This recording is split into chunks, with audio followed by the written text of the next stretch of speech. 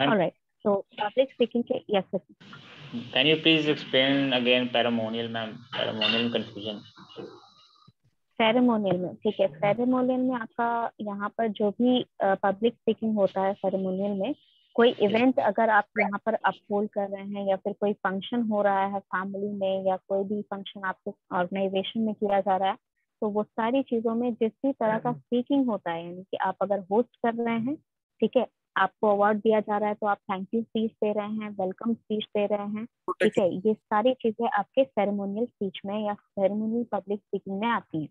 ठीक है, सेरेमोनियल का मतलब होता है जहाँ कोई सेरेमनी हो रही होती है, यानी कोई फंक्शन हो रहा होता है, और वहां पर जो भी पब्लिक स्पीकिंग आप करते हैं, यानी कि वहां पर स्टेज पे खड़े हो गया अगर आप कुछ भी बोल रहे हैं, बेसिकली आप इन्फॉर्म कर रहे हैं लोगों को कि क्या परफॉर्मेंस होने वाला है, आप वहाँ परफॉर्म कर रहे हैं, स्पीच बोल रहे हैं, ये सारी चीजें आपके सेरेमोनियल में आती हैं। यस बेटे। मैम कल अटेंडेंस आया था तो मैम आपका सारा क्लास मैंने प्रेजेंट किया था, तो मैम आप सिर्फ 2 ही दिन मैम मेरा प्रेजेंट किए हैं मैम, पिछले बार भी ऐसा ही हुआ। I'll discuss that. Yes, ma'am. ठीक है, वो चीज मैं क्लास में आधे बच्चों को बता चुकी हूँ जो पहले आए हुए हैं। I'll tell you what happened after the class. ठीक है, yes. तो यहाँ पर आपका पब्लिक स्पीकिंग जो है, you can see on the screen there is something written here that is known as your public speaking tips, यानी कि क्या चीजें आपको जाननी चाहिए before you can start public speaking. आप पब्लिक स्पीकिंग कर सके इससे पहले कुछ बेसिक नॉलेज आपके पास होना चाहिए। वो बेसिक नॉलेज क्या है? Know your subject. What subject? जो सब्जेक्ट के बारे में आप यहाँ पर बात कर रहे हैं। For example if you are giving a speech या प्रेजेंटेशन, ठीक है, या लेक्चर, ये सारी चीजों के बारे में कुछ बेसिक इंफॉर्मेशन होनी चाहिए, ऐसी इंफॉर्मेशन जो आप एक्सपेक्ट कर रहे हैं अपनी ऑडियंस को जानने के लिए।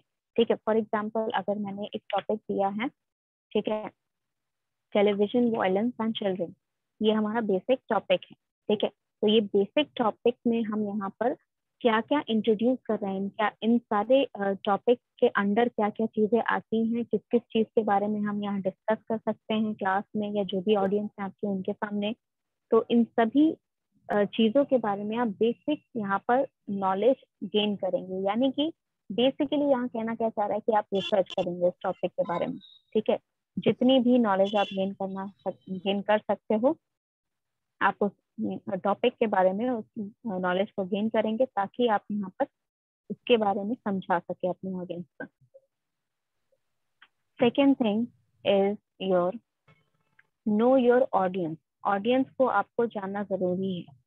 क्यों जानना जरूरी है? क्योंकि आपकी ऑडियंस क्या एक्सपेक्ट कर रही है। मान लीजिए अगर ये टॉपिक दिया गया है टेलीविजन वायलेंस एंड चिल्ड्रन, ये टॉपिक पे आपकी ऑडियंस जो है ये क्या एक्सपेक्टेशन रखती है कि आप क्या समझाएं अपनी ऑडियंस को इस बारे में। ठीक है, कि टेलीविजन में जो वायलेंस दिखा रहा है उससे चिल्ड्रन पे क्या असर पड़ रहा है, या फिर चिल्ड्रन के ऊपर जो वायलेंस हो रहा है टेलीविजन में उसका क्या असर पड़ रहा है, या फिर जो भी जिस भी तरह का वायलेंस हो रहा है, जो स्पेशल कंटेंट बनते हैं जैसे कार्टून हो गए, वो स्पेशल कंटेंट जो बच्चों के लिए बनते हैं उसमें जो वायलेंस हो रहा है, या फिर जो नॉर्मल मूवीज वगैरह होते हैं जो अडल्ट भी देखते हैं उसमें जो वायलेंस हो रहा है। तो यानी कि हमारे पास सब सेक्शंस बहुत सारे हैं। ठीक है, हमारे पास हर एक टॉपिक के सब सेक्शंस बहुत सारे हैं और उन सभी सब सेक्शंस को लेकर आपको यहाँ पर एक बेसिक थिंग डेवलप करना है कि आपकी जो ऑडियंस है वो किस बारे में ज्यादा जानना चाहेगी। ठीक है, all the things that you are going to explain here, उसमें से कौन सा टॉपिक हो सकता है कि जिसमें यहाँ पर आपकी ऑडियंस को डाउट आ जाएगा, तो ये टॉपिक आप इस तरह समझाएंगे कि डाउट ना आए। आप रियल लाइफ एग्जाम्पल देंगे उनको या फिर रियल लाइफ सिनेरियो बताएंगे। तो ये सारी चीजें जो हैं आप यहाँ एक्सप्लेन करेंगे लोगों को। ठीक है, कि किस तरह यहाँ पर आपने यहाँ पर एक्सप्लेनेशन देना है जिस तरह आपकी ऑडियंस समझ जाए। For example if you are standing in front of your class, आपके क्लास में जितने भी लोग हैं आपको पता है कि आपके क्लासमेट्स हैं, भले उसमें से कोई नया बच्चा भी आ जाए, आपको इतना बेसिक नॉलेज तो होगा कि वो हिंदी इंग्लिश के अलावा और कोई लैंग्वेज नहीं जानता है, राइट? तो आप यहाँ पर हिंदी इंग्लिश के अलावा और कोई लैंग्वेज क्यों यूज करोगे? तो ये चीज आपको नहीं करनी है। आपको पता है कि आपकी ऑडियंस में कितना भी अच्छा इंसान आ जाए, कितना भी एजुकेटेड पर्सन आ जाए, उसके पास 2 ही लैंग्वेज रहेंगे आपके पास। अगर वो इंडियन है तो आपके पास 2 ही लैंग्वेज रहेंगे कम्युनिकेट करने के लिए, एक हिंदी और एक इंग्लिश। ठीक है, नेक्स्ट थिंग, यहाँ पर आपको जो कंटेंट बनाना है, ठीक है, उस तरीके से समझाना है। फॉर एग्जाम्पल, अगर कोई ऐसा कंटेंट आप ले रहे हैं, ठीक है, कोई भी आप यहाँ पर कंटेंट ऐसा ले रहे हैं जो आपको लगता है कि आपकी ऑडियंस उस बारे में बहुत कुछ जानती है, ठीक है, आपकी ऑडियंस उस बारे में बहुत कुछ जानती है, जैसे अभी यूक्रेन का वॉर चल रहा है रशिया के साथ, तो इस इंफॉर्मेशन के बारे में कुछ ना कुछ सबको तो पता होगा, लेकिन जो एक्चुअल इम्पोर्टेंट पॉइंट्स होंगे वो सारे लोगों को नहीं पता होगा। तो आपको यहाँ पर इस तरह के पॉइंट्स बताने हैं जो कि आपकी ऑडियंस का अटेंशन ग्रैब करे, प्लस उनको ऐसा ना लगे कि वो न्यूज चैनल सुन रहे हैं, क्योंकि न्यूज चैनल सुनने के लिए तो वो न्यूज पे जाएंगे ही, लेकिन आप यहाँ कुछ और एक्स्ट्रा बताना चाहते हैं तो क्या एक्स्ट्रा बता सकते हैं कि आपका अपना ओपिनियन क्या है, ठीक है, आपकी ऑडियंस के ऊपर या फिर हम लोग के ऊपर इन जनरल क्या इफेक्ट पड़ेगा इन वॉर का, ठीक है। तो ये सारी चीजें जो हैं, अगर ये वॉर आगे बढ़ी, ठीक है, दूसरे कंट्रीज इन्वॉल्व हुए तो क्या होगा, ये सारी चीजें आपको यहाँ पर बेसिकली इन्फॉर्म करनी होगी अपनी ऑडियंस को, क्योंकि ये चीजें ऑडियंस जानना चाहती है, ठीक है। अगर उनको कोई ऐसी चीज बताई जाएगी, ऐसा भी आपने कई बार देखा होगा, कुछ बेसिक इंफॉर्मेशन अगर कोई बताई जा रही है, कोई लेटेस्ट न्यूज अगर डिस्कस की जा रही है, तो बहुत सारे लोगों को उस चीज के बारे में बेसिक इंफॉर्मेशन नहीं रहता, ठीक है। क्यों नहीं रहता है? क्योंकि बेसिक इंफॉर्मेशन उनको टाइम चाहिए होता है न्यूज पढ़ने का, तो बहुत लोग नहीं पढ़ते हैं न्यूज, ठीक है, बहुत लोग के पास ये न्यूज नहीं जाती है because they are busy doing something else, वो कुछ ना कुछ और करने में बिजी रहते हैं, तो उनको बेसिक इंफॉर्मेशन उनके पास नहीं रहती है। अभी भी बहुत सारे ऐसे लोग होंगे जिन्हें यूक्रेन और रशिया के बीच जो वॉर चल रहा है उसके बारे में कुछ भी इंफॉर्मेशन नहीं होगा, because they are not there something not directly infecting them, ठीक है, उसके ऊपर डायरेक्ट इफेक्ट नहीं पड़ रहा है, इसी वजह से बहुत लोग इंटरेस्टेड नहीं रहते हैं। लेकिन इसका मतलब ये नहीं है कि अगर वो इंटरेस्टेड नहीं है खुद से पढ़ने में या खुद इंफॉर्मेशन गेन करने में, तो वो आपसे नहीं सुनेंगे, ठीक है। वो चाहते हैं कि आप उनको इन्फॉर्मेशन दे दें और हाँ, वो लोग वहां पर बैठे बैठे सारी इन्फॉर्मेशन गेन करें, ठीक है। तो आपको अपने ऑडियंस के बारे में जानना है कि आपके ऑडियंस जो है वो क्या एक्सपेक्ट कर रहे हैं आपसे जानने के लिए, ठीक है। किसी भी बेसिक टॉपिक के बारे में आपको सोचना है सबसे पहला चीज कि आपकी ऑडियंस क्या जानना चाहेगी इस टॉपिक के बारे में, उस हिसाब से आपको फॉर्मुलेट करना है, उसके स्ट्रक्चर करना है, ठीक है ना। स्ट्रक्चराइज करना यानी कि आपको यहाँ पर जो भी आपने नॉलेज गेन किया, जो भी डाटा कलेक्ट किया, उस डाटा को आपको एक स्ट्रक्चराइज फॉर्मेट में डालना होगा। अगर आप स्पीच डाल रहे हैं तो स्पीच का एक अलग फॉर्मेट होता है, आप अगर यहाँ पर आर्टिकल लिख रहे हैं उसका अलग टॉपिक अलग यहाँ पर फॉर्मेट होता है, रिपोर्ट लिख रहे हैं उसकी अलग एक फॉर्मेट होती है। तो ये सारी चीजें जो है एक पर्टिकुलर फॉर्मेट में डालना है जो कि सबसे ज्यादा इफेक्टिव हो आपके ऑडियंस के लिए, ठीक है। जो चीज आपका यहाँ पर ऑडियंस स्ट्रक्चराइज कर रही है, जैसे आपने इंट्रोडक्शन पहले लिखा, तो इंट्रोडक्शन में क्या क्या इंट्रोड्यूस किया आपने, ठीक है, कि किस तरह आप इंट्रोड्यूस करेंगे उस पर्टिकुलर चीज को, किस पर्टिकुलर सब टॉपिक को लेकर आप यहाँ पर इंट्रोडक्शन कर रहे हैं, ठीक है। क्योंकि आपके लिए हर एक चीज पॉसिबल तो नहीं है समझा देना इस शॉर्ट ड्यूरेशन में, तो आप क्या करेंगे, आप यहाँ पर बच्चे अनम्यूट नहीं करिए mike. Excuse me ma'am. Yes Sachin. Ma'am waiting में कुछ स्टूडेंट्स वेट कर रहे हैं। बच्चे जो वेटिंग रूम में हैं उनको मैसेज गया होगा that they have to write proper display name, ठीक है। डिस्प्ले नेम उनको कहिए कि वो जूम ऐप में जाकर अपना डिस्प्ले नेम चेंज करेंगे, उसके बाद रीज्वाइन करेंगे, ठीक है। Okay ma'am. और तो यहाँ पर आपको स्ट्रक्चराइज करना है, particularly crucial for shorter talk. जितना छोटा आप बोलना चाहते हैं, ठीक है, जितना लंबा बोलोगे, ठीक है, जितना लंबा बोलोगे वो तो आप फिर समझा दोगे, पूरे डिटेल में अच्छे से समझा दोगे, लेकिन आप यहाँ पर अगर जितना छोटा बोलोगे आपको स्ट्रक्चर उतना अच्छा बनाना पड़ेगा, क्योंकि अगर कम बोलोगे तो वहां पर आपकी ऑडियंस को सोचने के लिए बहुत ज्यादा रहेगा। तो अगर आप सोचने के लिए उनको मजबूर कर रहे हैं तो उन सभी चीज के बाद आप अगर समझा रहे हैं, स्ट्रक्चराइज कर रहे हैं फॉर्मेट को, तो आपको अगर जितना छोटा करना है, अगर आपको स्ट्रक्चर छोटा रखना है तो आपको क्लियर कट समझाना होगा, ठीक है। मान लीजिए आपने 1 ही मिनट बोला या फिर 2 ही मिनट बोला, तो उस स्ट्रक्चराइज सेंटेंसेस में जो भी चीजें आप बता रहे हैं, 1 मिनट 2 मिनट बहुत काफी होता है अगर आप कोई इंपॉर्टेंट टॉपिक बताना चाहते हैं, बहुत ही ज्यादा इंपॉर्टेंट टॉपिक बताना चाहते हैं फिर भी काफी होता है, लेकिन डिपेंड करता है कि आपने उसको स्ट्रक्चराइज कैसे किया, किस तरह से आपने उसका स्ट्रक्चर बनाया, किस तरह से कौन सी चीज आपने कौन से इंपॉर्टेंट पॉइंट्स यहाँ पर आपने बताए, और अगर बताए हैं तो उसको एक्सप्लेन भी करना है। ऐसा नहीं कि यहाँ पर सिर्फ प्रॉपर स्ट्रक्चर जो है वो बता देना है, आपको उस चीज को एक्सप्लेन भी करना है। ठीक है। नाउ योर स्टाइल, आपको अपना एक स्टाइल फॉर्म करना होगा, यानी कि अपना एक पर्टिकुलर फॉर्मेट डेवलप करना होगा जिसके थ्रू आप यहाँ प्रेजेंटेशन देते हैं। अपना एक स्टाइल आपके पास होना चाहिए, अपना एक फॉर्मेट आपके पास होना चाहिए कि यहाँ पर आपका जो प्रेजेंटेशन है, ठीक है, यहाँ पर आपका जो डिलीवरी स्टाइल है, ठीक है, किस तरह आप डिलीवर करते हैं, ठीक है, आपका अपना वॉइस वेरिएशन हो रहा है, ठीक है, आप एंटरटेन कर रहे हैं या एजुकेट कर रहे हैं। जैसे अपना एक पढ़ाने का तरीका होता है ना हर टीचर का, तो वो तरीका अलग क्यों होता है?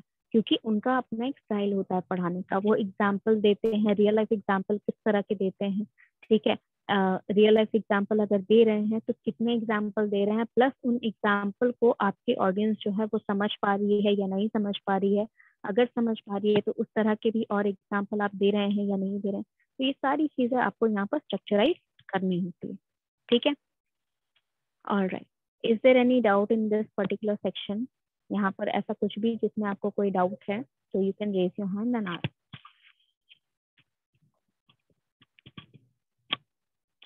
यहाँ पर किसी भी स्ट्रक्चर में आपका यहाँ पर कोई भी डाउट है तो you can ask me.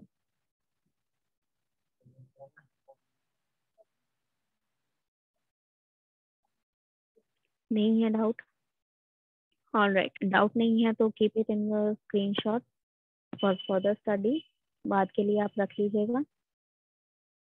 Find your own voice, यानी कि आपको अपनी वॉइस का वेरिएशन जानना होगा। ठीक है, आपकी वॉइस जो है वो किस तरह वेराई कर रही है, जहाँ पर आपका वॉइस वेरिएशन जो है, आप अगर कोई इम्पोर्टेंट पॉइंट बोल रहे हैं, ठीक है, तो उस इम्पोर्टेंट पॉइंट को किस तरह बोलते हैं। There are different variations to use to without saying it to the audience, बिना ऑडियंस को ये बताए कि ये पॉइंट इम्पोर्टेंट है, आप अलग अलग तरीके से बता सकते हैं। ठीक है, अलग अलग तरीके से बता सकते हैं। फॉर एग्जाम्पल, जब कोई इम्पोर्टेंट टॉपिक आपके क्लास में बताया जाता है तो टीचर्स क्या करते हैं, उसको 2 से 3 बार बार बार रिपीट करते हैं। क्यों रिपीट करते हैं? क्योंकि वो बात बहुत ज्यादा इम्पोर्टेंट है, सबको सुनाई देनी चाहिए, सबको समझ में आना चाहिए। तो यानी कि एक तरीका आपका हो गया रिपीट करने का। ठीक है, ये एक पर्टिकुलर पर्सन का स्टाइल है कि वो इम्पोर्टेंट पॉइंट को रिपीट करते हैं। दूसरा क्या कि वो जब कोई इम्पोर्टेंट पॉइंट बताएंगे तो उनकी आवाज थोड़ी ऊंची हो जाएगी, या फिर उनका एक पर्टिकुलर वॉइस टोन पे चला जाएगा, जिससे आपको समझ में आएगा कि अगर इस टोन पे सर या मैम बोल रही हैं तो ये इम्पोर्टेंट पॉइंट है। ठीक है, या फिर आप अगर यहाँ पर पर्टिकुलर वर्ड यूज कर रहे हैं, ठीक है, कोई पर्टिकुलर शॉर्टकट यूज कर रहे हैं जो आपका पढ़ाने का स्टाइल है या बताने का स्टाइल है, तो जो आपकी ऑडियंस अगर जानती है कि ये पर्टिकुलर उनका स्टाइल है बताने का, तो ये चीज आप वहां पर समझ जाएगी आपकी ऑडियंस कि यहाँ पर ये इम्पोर्टेंट है, हमें याद रखना। ठीक है, any more doubt? Second point में डाउट है, नो योर ऑडियंस, मतलब आप जिनके सामने प्रेजेंट कर रहे हैं पब्लिक स्पीकिंग, मान लीजिए आप स्पीच दे रहे हैं, तो जिनके सामने स्पीच दे रहे हैं, ठीक है, आप अगर एंकरिंग कर रहे हैं, किसी होस्ट कर रहे हैं किसी इवेंट को, तो कौन ऑडियंस है वहां पर, क्या क्या एक्सपेक्टेशन है आपकी ऑडियंस को, ये जानना आपके लिए जरूरी है। मान लीजिए कि आप कोई पर्टिकुलर टॉपिक में अपना ओपिनियन रखते हैं, वो तो इम्पोर्टेंट है ही, लेकिन आपका ओपिनियन किन लोगों के लिए इम्पोर्टेंट है। अगर आप सिर्फ अपना ओपिनियन रखते हैं, आप दूसरे के ओपिनियन को एक्नॉलेज नहीं करते हैं, यानी कि सामने वाला पर्सन हो सकता है कि आपसे अलग सोचता हो, तो ये चीज आपको क्लैरिफाई करनी है अपने स्पीच में कि हो सकता है कि कुछ लोग मुझसे अलग सोचे, लेकिन मेरा ये खुद का अपना ओपिनियन है कि इस तरीके से हम ऐसे करते हैं। ठीक है, जो भी ओपिनियन आपका, जो भी स्टेट कर रहे हो आप यहाँ पर, लेकिन स्पेसिफाई करना आपको जरूरी है कि ये ओपिनियन आपका खुद का है, हर किसी का नहीं है और सबसे इम्पोर्टेंट नहीं है। ये आपका खुद का ओपिनियन है, ये इंफॉर्मेशन आपने दे दी और ऑडियंस को ये कह दिया कि ये मेरा ओपिनियन है, आप बताइए कि आप क्या सोचते हैं, या फिर आप सोचिए कि आपको क्या करना है इस पर्टिकुलर ओपिनियन को लेकर। Yes Jaya. Ma'am what's in it for me का मतलब क्या होगा? मतलब ऑडियंस के लिए क्या है, ठीक है, ऑडियंस के लिए क्या चीज है, ऑडियंस की क्या एक्सपेक्टेंसी है, ऑडियंस क्या एक्सपेक्ट कर रही है आपसे सुनने के लिए। Okay, anybody else? और कोई स्टूडेंट जिसको डाउट है यहाँ पर?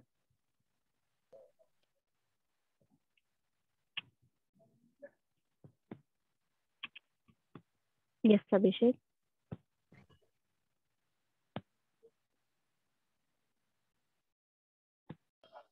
मैम ये स्ट्रक्चर बता दीजिए ना मैम एक बार फिर से। स्ट्रक्चर मैं आपको पर्टिकुलर पे बताऊंगी। देखिए स्ट्रक्चर जैसे स्पीच अगर लिखना सिखा रही हूँ तो स्पीच का पर्टिकुलर स्ट्रक्चर बताऊंगी। जब आपको आर्टिकल लिखना है या रिपोर्ट राइटिंग करनी है तो उसका पर्टिकुलर स्ट्रक्चर बताऊंगी। ठीक है, स्ट्रक्चराइज का मतलब सिर्फ आपका स्ट्रक्चर नहीं होता है, उसके साथ साथ आपको किस तरह यहाँ पर फॉर्म करना है, क्या इम्पोर्टेंट बातें किस तरह बोलनी है। ठीक है, ये चीजें भी आपको ध्यान रखनी है कि किस तरह से आप वहाँ पर प्रेजेंटेशन दे रहे हैं। ठीक है, आपने जो स्ट्रक्चर किया है, जैसे मान लीजिए कि कोई कोई होता है कि वो इंट्रोडक्शन जब करते हैं तो डेफिनेशन बताते हैं, कोई कोई होता है कि कोई स्टोरी बताता है इंट्रोडक्शन में कि ऐसा ऐसा हुआ था तो ये चीज ऐसे इंट्रोड्यूस की उन्होंने। ठीक है, कोई होता है कि कोई इवेंट बताता है, एक शॉर्ट मोमेंट बताता है कि ऐसा हुआ था, इसको ये कहते हैं। रियल लाइफ एग्जाम्पल्स देता है पहले, फिर उसके बाद इंट्रोड्यूस करता है। तो ये अलग अलग स्ट्रक्चर होते हैं।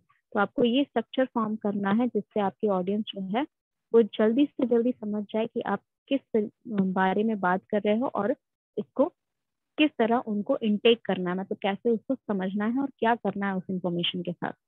ठीक है, ऑलराइट, एनी अदर डाउट? और कोई डाउट है? चलिए, तो आपको मटेरियल में क्या क्या चीज करना है, यानी कि जब आप रिटन फॉर्मेट में लिखेंगे उसको या फिर आप ओरल फॉर्मेट में जब प्रेजेंट करेंगे तो कुछ चीजें जो आपको और ध्यान रखने वाली हैं। ठीक है, स्ट्रक्चर्ड कंटेंट में कुछ बेसिक चीजें जो आपको ध्यान रखनी है, those are discussed in this point. ठीक है, इसको भी यहाँ डिस्कस कर लेते हैं।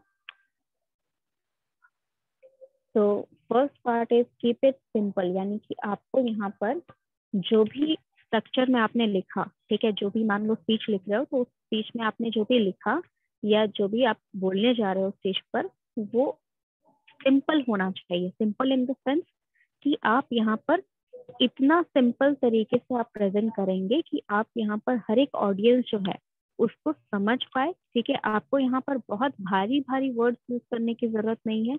अगर आप कॉन्सेप्ट यूज भी कर रहे हो, मान लीजिए बहुत भारी कॉन्सेप्ट आपने इंट्रोड्यूस भी किया है, तो उसको बहुत आसान भाषा में यहाँ पर समझाना है। ठीक है, जो भी कॉन्सेप्ट आप इंट्रोड्यूस कर रहे हो उसको इतने सिंपल तरीके से समझाना है कि आपकी सारी ऑडियंस आपका बात जो है वो समझ जाए।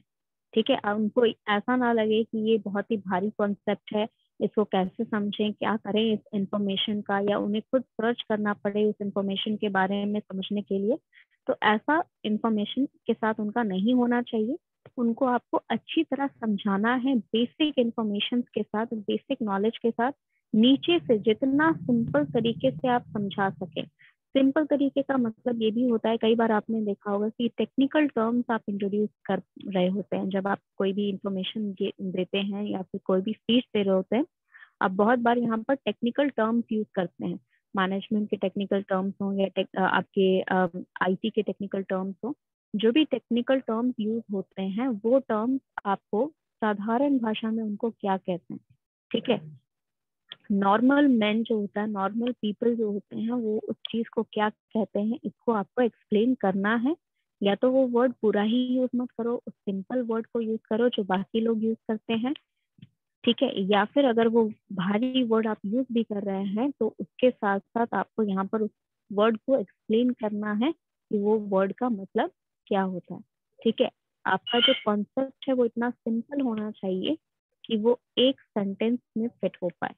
ठीक है, एक सिंगुलर सेंटेंस में उसे फिट हो जाना चाहिए, इतना सिंपल आपका सेंटेंस होना चाहिए, इतना सिंपल आपका यहाँ पर कॉन्सेप्ट होना चाहिए। ठीक है,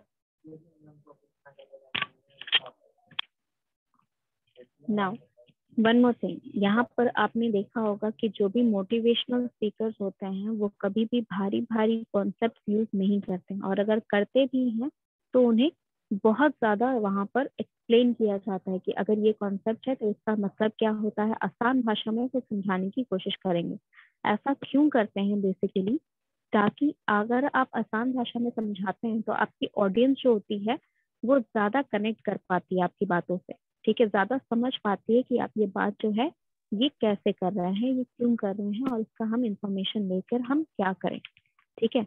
तो this is the basic you can say utilization of keeping it simple, यानी कि सिंपल क्या रखना है, आपका जो मैसेज है, जो मैसेज आप अपने ऑडियंस को भेजना चाहते हैं वो मैसेज सिंपल रखना है, ताकि आपकी ऑडियंस समझ पाए, इसको यूटिलाइज कर पाए, ठीक है, और यहाँ पर कोई भी प्रॉब्लम्स ना हो। ओके, अगर कोई डाउट होगा तो you can raise your hand and ask me. Unless you don't have any doubt, I'm moving ahead. That is work on your hello and goodbye. यानी आपका इंट्रोडक्शन पार्ट जो होता है और आपका कंक्लूजन पार्ट जो होता है उससे आपको बहुत ज्यादा मेहनत करनी होती है। हम एक बार और समझा दीजिए ना। कीप इट सिंपल वाला। विच पार्ट बच्चे, कीप इट सिंपल अगर आपको चाहिए तो कीप इट सिंपल का मतलब आपको आसान भाषा में समझाना है सिर्फ, ठीक है, इतना आसान भाषा में अपनी ऑडियंस को समझाना है कि उन्हें दोबारा ये चीज सोचनी ना पड़े कि क्यों यहाँ पर ये कॉन्सेप्ट इंट्रोड्यूस हुआ, क्यों यहाँ पर ये कॉन्सेप्ट के बारे में बताया गया है, ठीक है। आपको यहाँ पर जितना सिंपल लैंग्वेज आप यूज कर सके, जितना सिंपल वर्ड्स आप यूज कर सके, उतना सिंपल रखना है अपने मैसेज को। ओके, अभी समझ में आया या still you have doubt? Yes ma'am, समझ में आ गया, थोड़ा सा आगे।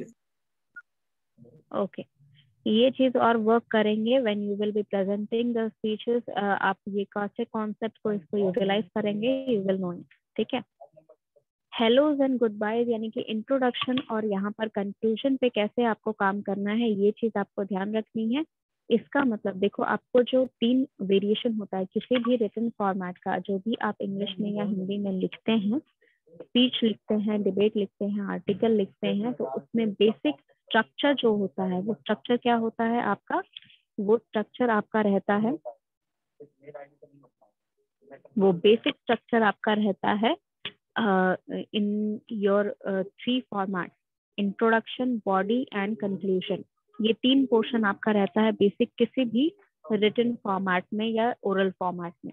तो आपका ये 3 बेसिक स्ट्रक्चर में बॉडी पार्ट जो होता है, यानी कि इंट्रोडक्शन को अगर हटा दें, कंक्लूजन को हटा दें, तो बॉडी पार्ट में क्या होगा, बॉडी पार्ट में यहाँ पर सिर्फ इंफॉर्मेशन होगा, जो डाटा आपने कलेक्ट किया, ठीक है। जो मान लीजिए कि आपको यहाँ पर जो एक टॉपिक दिया गया है, ठीक है, कि पाइथन के बारे में आपको कुछ लिखना है, तो पाइथन का जो बेसिक टेक्निकल टर्मिनोलॉजी होगी जो आप इंट्रोड्यूस करेंगे, या टेक्निकल इंफॉर्मेशन जो होगा, वो सारी इंफॉर्मेशन आप क्या करेंगे, बॉडी पार्ट में रखेंगे। इंट्रोडक्शन और कंक्लूजन में क्या है, इंट्रोडक्शन में आपको क्या करना है, इंट्रोडक्शन में आपको उस कॉन्सेप्ट को आसान भाषा में समझाना है। मतलब अपने तरीके से आप सोचिए कि ये कॉन्सेप्ट जो है, ये कॉन्सेप्ट अगर मैं सोचूं या मैं एक छोटे से बच्चे को समझाने की कोशिश करूं, तो उस बच्चे को मैं कैसे समझा सकता हूँ, ठीक है। कोई कुछ लोग होते हैं जो इंट्रोडक्शन में स्टोरी सुनाते हैं, ठीक है, हाँ, वो कहानी सुनाकर स्टार्ट करते हैं किसी कॉन्सेप्ट के बारे में बताने के लिए, ठीक है। नेक्स्ट थिंग, सेकेंड थिंग क्या कर सकते हो आप, यहाँ पर एग्जाम्पल, रियल लाइफ एग्जाम्पल दे सकते हो, ठीक है, स्टोरी बना सकते हो या फिर रियल लाइफ एग्जाम्पल दे सकते हो कि इस पर्सन के साथ ऐसा हुआ था और इसे ये कहते हैं, ठीक है, या फिर इसे ऐसा हो सकता था, ये कॉन्सेप्ट होता है, इसको हमें डेवलप करना है अपनी लाइफ में, ये सारी चीजें। तो 2 तरीके हो गए, आपका क्या तरीका हो गया, एक स्टोरी के साथ इंट्रोड्यूस कर सकते हो, एक आप रियल लाइफ एग्जाम्पल के साथ इंट्रोड्यूस कर सकते हो, आप स्लोगन यूज कर सकते हो, या पंच लाइन, कोई ऐसी लाइन जो बहुत ही ज्यादा फेमस है, कोई ऐसा फ्रेज जो बहुत ही ज्यादा फेमस है, आप उसको यूज कर सकते हो। ये सारी चीजें करती क्या है, ये सारी चीजें आपके ऑडियंस को तुरंत कनेक्शन कर देती हैं, ठीक है, आपके ऑडियंस के साथ आपका तुरंत कनेक्शन कर देती है। इसका मतलब क्या हुआ कि विद इन 1 मिनट आप जब भी यहाँ स्टेज पे कुछ भी प्रेजेंट करेंगे, ठीक है, तो विद इन 1 मिनट आपका क्या होगा, 30 सेकेंड में आपको यहाँ पर बॉडी लैंग्वेज जज किया जाएगा and with rest of the 30 seconds वो ये जज करेगी कि आपने यहाँ पर कितने सीरियस हैं या कितने अच्छे से आप एक्सप्लेन करने वाले हैं। यानी कि बेसिकली 1 मिनट में आपकी ऑडियंस डिसाइड कर लेती है कि आपकी बातें सुनना इम्पोर्टेंट है या नहीं है, ठीक है। तो ये चीज 1 मिनट में जब आप इंट्रोडक्शन स्टार्ट करते हैं तो ये चीज आपको ध्यान रखना है कि जब इंट्रोड्यूस कर रहे हो, ठीक है, तो इंट्रोडक्शन आपको यहाँ पर जो भी इंट्रोडक्शन आप कर रहे हैं उसको इस तरीके से करना है कि तुरंत से आपका कनेक्शन आ जाए, ठीक है, ऑडियंस जो है तुरंत से अटेंशन आ जाए। फॉर एग्जाम्पल जब क्लास में कोई आपका लेक्चर स्टार्ट होता है, ठीक है, तो फर्स्ट थिंग क्या होता है, सबसे पहला चीज क्या होता है, आपको सबसे पहले टीचर क्या पूछता है कि लास्ट क्लास जो पढ़ाया था वो याद है या नहीं, उसमें कोई डाउट है या नहीं, उसको क्लियर हो गया कॉन्सेप्ट या नहीं। इसका मतलब क्या होता है बोलने का, इसका मतलब ये होता है, हम क्यों ऐसा बोलते हैं टीचर, ताकि आपका जो दिमाग है वो इस चीज पे सेट हो जाए कि लास्ट क्लास हमने ये कॉन्सेप्ट डिस्कस किया था, उसको अगर किसी को नहीं याद आ रहा है तो एक बार दो बार बोल देगा कोई, तो फिर उसके बाद याद आ जाएगा कि अच्छा हाँ ये वाला चीज हमने डिस्कस किया था लास्ट क्लास, राइट। तो इससे होता क्या है, इससे आपका जो कंसंट्रेशन है वो सीधा स्पीकर के ऊपर चला जाता है कि अरे हाँ ये चीज पढ़ा था हमने, ये चीज पढ़ा था, आज क्या होगा, आज क्या पढ़ाएंगे, ठीक है। तो ये क्यूरियोसिटी जगाने के लिए, ये बेसिक कॉन्सेप्ट जगाने के लिए, कंसंट्रेशन बनाने के लिए ये क्वेश्चन हर बार क्लास में बोला जाता है। अगर मान लीजिए कि हम यहाँ पर कोई कॉन्सेप्ट कंटिन्यू कर रहे हैं, ठीक है, लास्ट क्लास मान लीजिए कि मैंने यहाँ पर लास्ट क्लास डेफिनेशन बताया था, टाइप बताया था और उसके बाद आज टिप्स बता रही हूँ, तो ये कंटिन्यूएशन में चल रहा है। तो आपको यहाँ पर क्या करना है, मैं आपको करती हूँ कि आपको यहाँ पर लास्ट क्लास का बता रही हूँ, डेफिनेशन मैंने बताया था तो वो लास्ट क्लास समझाया था, ये बेसिक डेफिनेशन जिनका छूट गया है वो बता देते हैं, ठीक है। फिर उसके बाद यहाँ पर आपका जो टाइप बताए थे वो बेसिकली मैंने स्टार्टिंग में समझा दिए सिर्फ बोलकर, ताकि थोड़ा सा आपका मेमोरी रिफ्रेश हो जाए और कंसंट्रेशन बना रहे, ठीक है।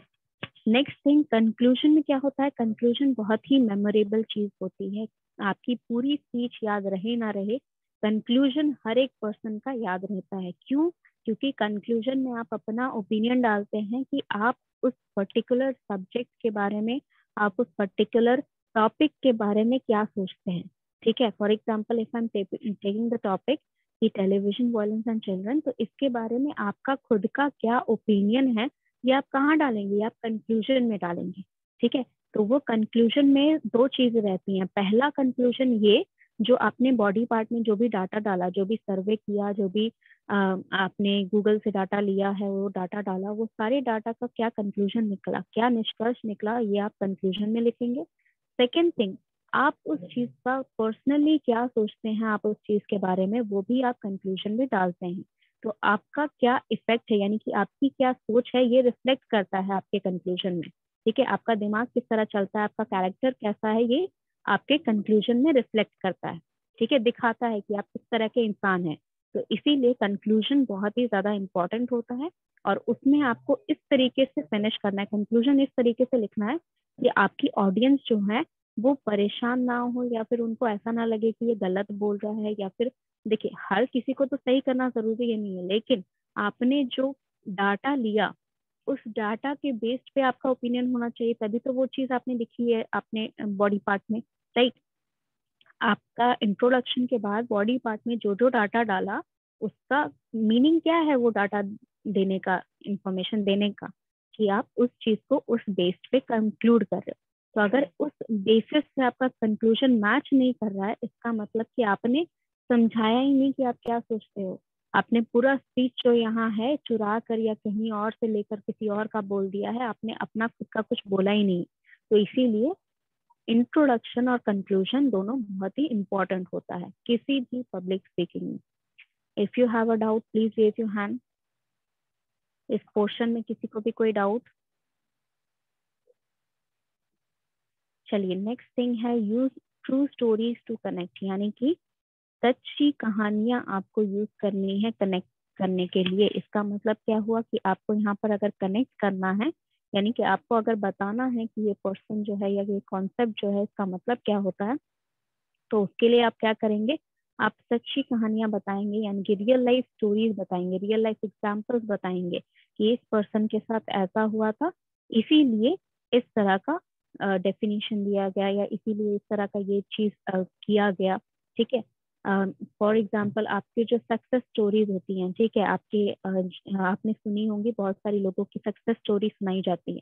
तो सक्सेस स्टोरी का मतलब क्या होता है कि सक्सेस स्टोरी में बताया क्या जाता है कि आपका जो पर्सन है उसने अपनी लाइफ में क्या क्या प्रॉब्लम्स देखा और उन प्रॉब्लम्स को किस तरह उसने सोल्यूशन किया। ठीक है, तो इसका इफेक्ट क्या होता है कि आपकी ऑडियंस जो होती है वो कनेक्ट हो जाती है। ठीक है, आपकी ऑडियंस सोचती है कि अरे ये परेशानी तो मेरे साथ भी है, ठीक है, या मेरे साथ भी ऐसा हुआ था, तो क्या मुझे यही स्टेप्स लेने चाहिए, क्या मैं भी सक्सेसफुल हो सकता हूँ अपनी लाइफ में अगर मैं इस स्टेप को फॉलो करूँ। तो बेसिकली आप ट्रू स्टोरीज, सच्ची स्टोरी जब बताते हैं अपने ऑडियंस को, तो वो अपनी प्रॉब्लम्स कनेक्ट करते हैं और मोटिवेट हो जाते हैं कि अगर वो पर्सन इस प्रॉब्लम से निकल सकता है तो मैं भी निकल सकता हूँ। ठीक है, तो आपका ट्रू स्टोरीज आपको कनेक्शन बैठाने के लिए बहुत ही ज्यादा इंपॉर्टेंट होता है। And the last one is make memorable moments, यानी कि आपको यहाँ पर कुछ चीजें ऐसी करनी है जो आपके ऑडियंस को हमेशा याद रहे। यानी कि आपको ऐसा कोटेशन बोलना है, या फिर आपको कुछ ऐसा स्टोरी सुनाना है, या फिर आपको अपना ओपिनियन कुछ ऐसे तरीके से प्रेजेंट करना है जिसके थ्रू आप यहाँ पर लोगों को हमेशा याद रहे। जो भी ऑडियंस आपको बोल रही है, जो भी ऑडियंस आपको सुन रही है, सॉरी, तो उन सभी ऑडियंस को याद रहे कि आपने यहाँ पर क्या क्या कैसे कैसे प्रेजेंट किया था। Understood? Is there any doubt in anything that we have discussed here? किसी भी पोर्शन में अगर डाउट है तो आप हैंड रेज कर सकते हैं।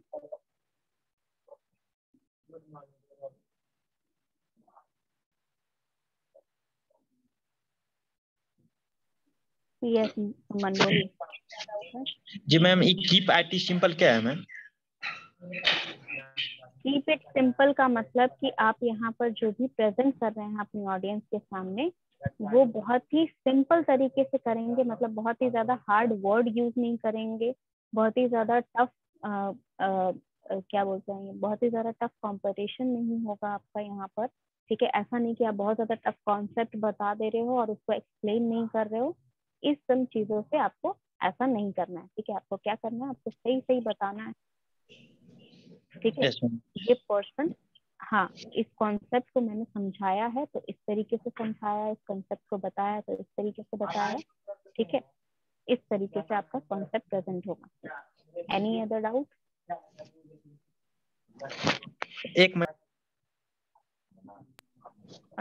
यस बोलिए। वर्क ऑन और कौन हेलो, ये गुड डे बाय क्या है ma'am? Hallows and good boys, यानी कि आपको अपने इंट्रोडक्शन और कंक्लूजन पे काम करना है। आपका इंट्रोडक्शन कैसा हो रहा है और कंक्लूड किस तरह से कर रहे हैं, आप किस तरह यहाँ पर कंक्लूजन लिख रहे हैं या फिर कंक्लूजन बता रहे हैं, ये आपको बताना है यहाँ पर। जो मैं कंफ्यूज हूँ वही। इंट्रोडक्शन बच्चे, आप इंट्रोड्यूस करते हो ना, आप यहाँ पर जैसे स्पीच लिख रहे हो तो स्पीच में आप इंट्रोडक्शन लिखते हो ना, अपना लिखते हो। फिर मान लीजिए मैंने आपका बोला कि डिमोनेटाइजेशन पे स्पीच लिखना है, तो डिमोनेटाइजेशन को कैसे इंट्रोड्यूस करोगे, उसका डेफिनेशन बता सकते हो। ठीक है, इंडिया में डिमोनेटाइजेशन कैसे हुआ था वो बता सकते हो। तो अलग अलग तरीके से आपको यहाँ पर इंट्रोडक्शन देना है ताकि आपका जो कॉन्सेप्ट है वो लोगों को समझ में आ जाए अच्छी तरह से। ठीक है, एनी अदर डाउट? नहीं मैम। बाकी किसी स्टूडेंट को और कोई डाउट है? चलिए, डाउट नहीं है तो एक काम करते हैं, कोशिश करते हैं कि अटेंडेंस क्लास में लग जाए, क्योंकि आपको पता है दोनों बैचेस बहुत बड़े बड़े हैं तो बहुत दिक्कत होती है अटेंडेंस लगाने में। तो हम, yes I will go that to part. ठीक है Hrithik, I will explain it later. ठीक है, you can ask your friends, I have told you the reason, उनको मैंने रीजन बता दिया है कि क्या परेशानी यहाँ पर हो रही है। ठीक है, आप उनसे पूछिए कि क्या दिक्कत हुआ है। And I hope you have understood all the concepts that you have written.